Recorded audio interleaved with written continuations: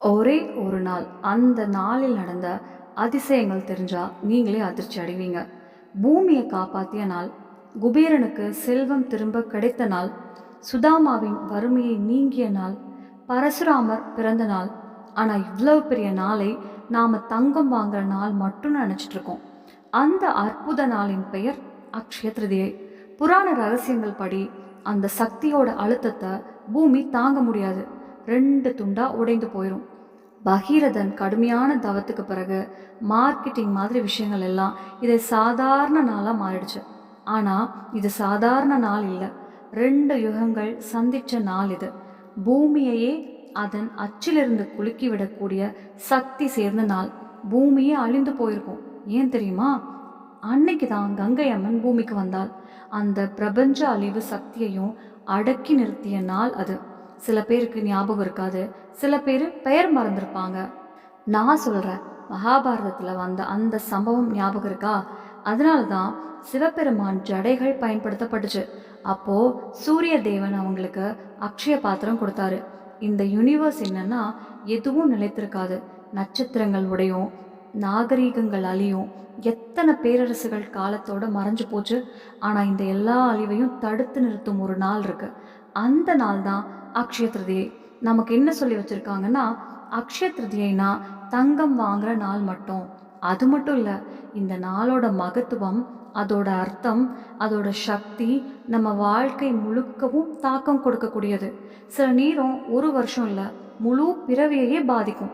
அக்ஷயன்னா அழிவே இல்லாதது, குறையாதது, முடிவே இல்லாதது.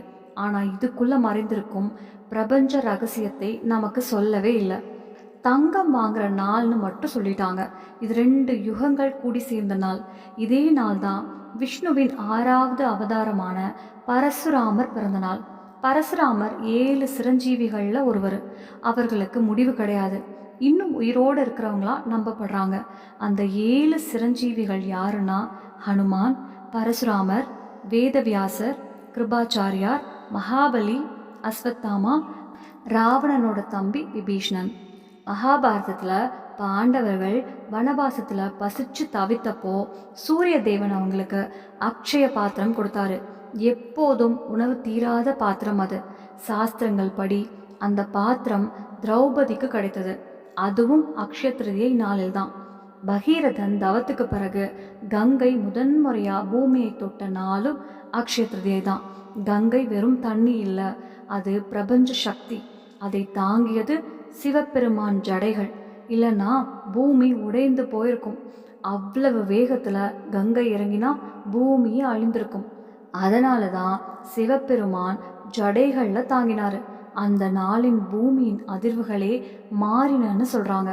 ஹிமாலய மடியில் இருக்கும் பத்ரிநாத் கோவிலோட வாசலும் அக்ஷய திருதியை நாளில் தான் திறக்கப்படும். 6 மாதம் பனியால் மூடப்பட்டிருக்கும். பிறகு திறக்கும் நாள் இதே திதி.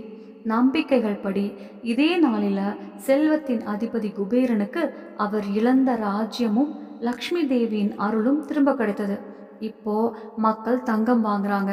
ஆனால் உண்மையான ரகசியம் என்னன்னா, இது பெரும் நாள், ரிசீவிங் மோட் நாள்.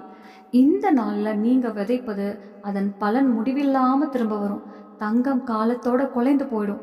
ஆனால் இந்த நாளில் செஞ்ச நல்ல செயல் பிரபஞ்ச நினைவில் எப்போதும் இருக்கும். அது அழியாது. அது மீண்டும் உங்கள் வாழ்க்கையிலோ இன்னொரு பிறவியிலோ பலனா திரும்ப வரும். அதனால இந்த முறை அக்ஷய திருதியை வந்தா தங்கம் வெள்ளி மட்டும் வாங்காதீங்க. உங்களுக்குள்ள இருக்கும் நல்ல சக்தியை எழுப்புங்க. நல்ல செயல்கள் செய்யுங்க. நல்ல நினைவுகளை உலகத்துக்கு கொடுங்க.